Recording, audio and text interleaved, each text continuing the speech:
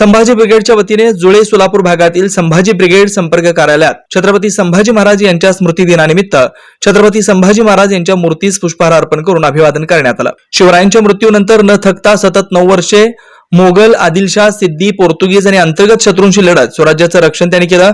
औरंगजेबाच्या छावणीमध्ये स्वराज्याच्या रक्षणासाठी त्यांनी 40 दिवस अनन्वित अत्याचार सहन करून आपलं बलिदान दिलं। एका हातात तलवार आणि दुसऱ्या हातात लेखणी घेऊन इतिहास घडवणारे आणि इतिहास लिहिणारे संभाजीराजे हे महापराक्रमी अजिंक्य योद्धे होते, असं मत श्याम कदम यांनी व्यक्त केलं।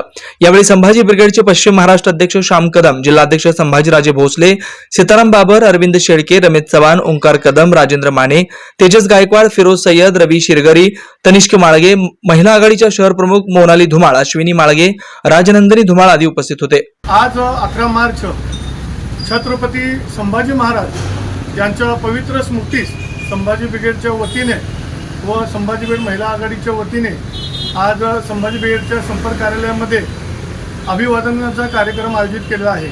सर्वप्रथम संभाजी महाराज यांच्या पवित्र स्मृतीस अभिवादन। छत्रपती शिवाजी महाराज यांचे स्वराज्य पुढे वाढवणारे स्वराज्य रक्षक छत्रपती संभाजी महाराज यांनी वयाच्या 9व्या वर्षापासून राजकारणात सुरुवात करून 32व्या वर्षी स्वराज्यासाठी आपले बलिदान दिलं। छत्रपती संभाजी महाराज हे छत्रपती शिवाजी महाराजांसारखे रयतेमध्ये अत्यंत प्रिय असे होते। छत्रपती संभाजी महाराज एक चारित्र्यवान, महापराक्रमी तसेच थोर साहित्य असे राजे होऊन गेले। त्यांची सैन्यामध्ये अत्यंत लोकप्रियता होती, त्यामुळे 120 लढायांमध्ये अजिंक्य योद्धा राहिलेले जगातील एकमेव असे छत्रपती संभाजी महाराज हे राजे होते। तर जेव्हा छत्रपती शिवाजी महाराज यांच्या निधनानंतर छत्रपती संभाजी महाराजांनी स्वराज्याचे सूत्रे ताब्यात घेतले। संभाजी महाराज यांनी 40 दिवस अमावस्यापासून 11 एप्रिलपर्यंत 40 दिवस आपल्यासाठी खूप काही सहन केलेले आहे।